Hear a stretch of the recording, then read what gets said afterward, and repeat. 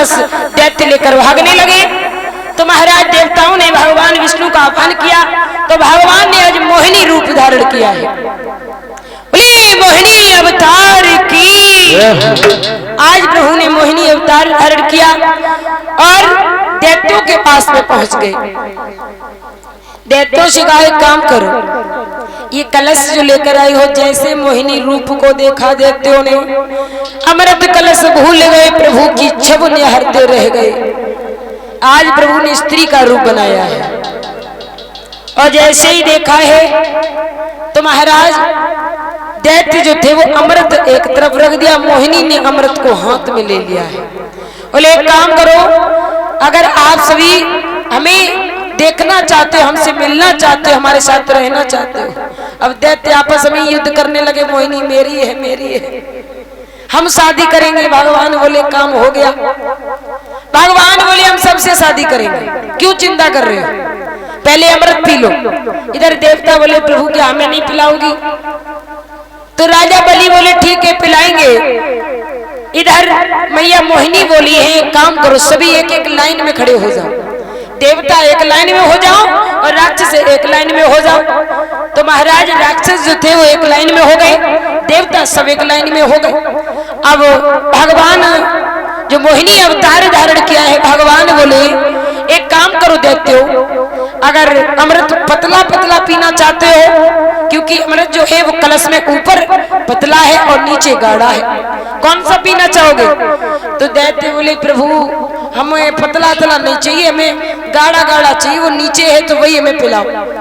तो मोहिनी भगवान बोले ऐसा करो तो तुम बाद में पीना, पहले देवताओं को पिलाने दो। बोले ठीक है भैया ऐसा कर लो। देवताओं को प्रभु अमृत पिलाने लगे। जामे प्रभु की बहुत बड़ी चाल है। इधर प्रभु देवताओं को जब अमृत पिला रहे हैं तो एक दैत्य बैठा हुआ है, उसने समझ लिया इसमें नारायण की कोई चाल है। हर काम देवताओं के हित में ही क्यों हो रहा है, हर काम। अब तो महाराज उसने एक देवता का रूप बनाया और सूर्य और चंद्रमा के बीच में जाकर बैठ गया।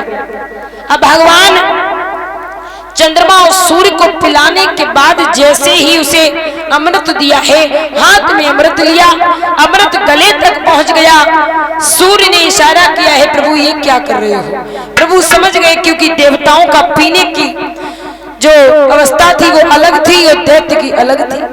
आप कभी भी देखना जो दैत्य होते हैं ना, वो कभी भी भोजन भी करे ना तो वो पंक्ति मार के नहीं करेंगे, और जो सज्जन जो भगवान प्रति का लोग होते हैं ना वो हमेशा पंक्ति मार के बड़े अच्छे से भोजन करते हैं। और जो दैत्य प्रवृत्ति के होते हैं ना वो ऐसे ही बैठ जाते हैं, जैसे सुबह हम लोग फ्रेश होते हैं वैसे ही बैठ जाते हैं और लग जाते हैं सीधा। वो तो होते दैत्य प्रवृत्ति के लोग। तो भगवान समझ गए इसे अमृत पान करने का तरीका नहीं मालूम, यानी कि ये दैत्य है। भगवान ने चक्र सुदर्शन से उसके धड़ को सिर से अलग किया, लेकिन महाराज अमृत दोनों स्थानों पर पहुंच चुका था। धड़ भी अलग हो गया, सिर भी अलग हो गया, लेकिन हुआ है क्या? आज धड़ भी अमर है और सिर भी अमर है।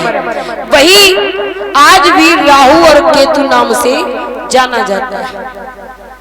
जब अमृत पूरा खर्च हो चुका है, राजा बलि समझ गया, भगवान से बोला मेरे साथ चाल चली है ना, मैं अपने गुरु शुक्राचार्य के साथ में मिलकर 101 यज्ञ पूरे करूंगा और मैं तुम्हें छल से हरूंगा।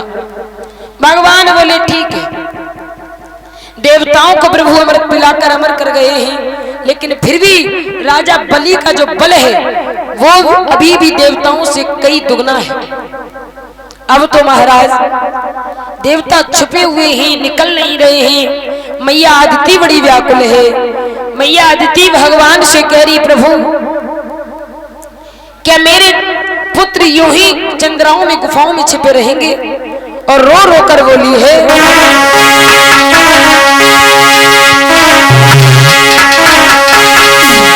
अरे मैं मैया आज लाल बैठ के अंगना में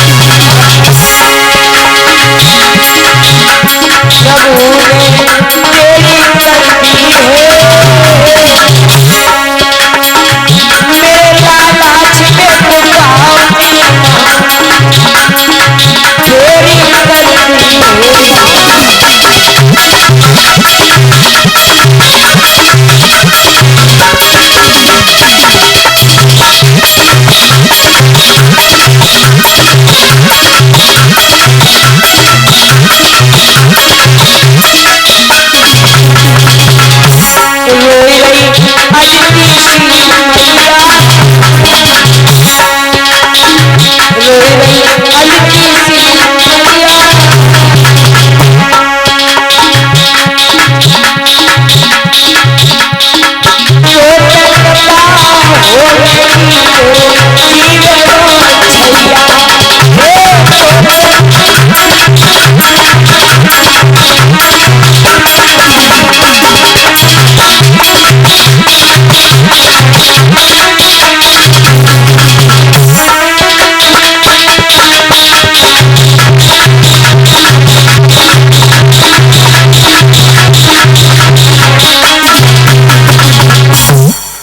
इधर मैया अदिति कह रही है कि हे प्रभु देरी न करो आने में, समय न लगाओ भगवान।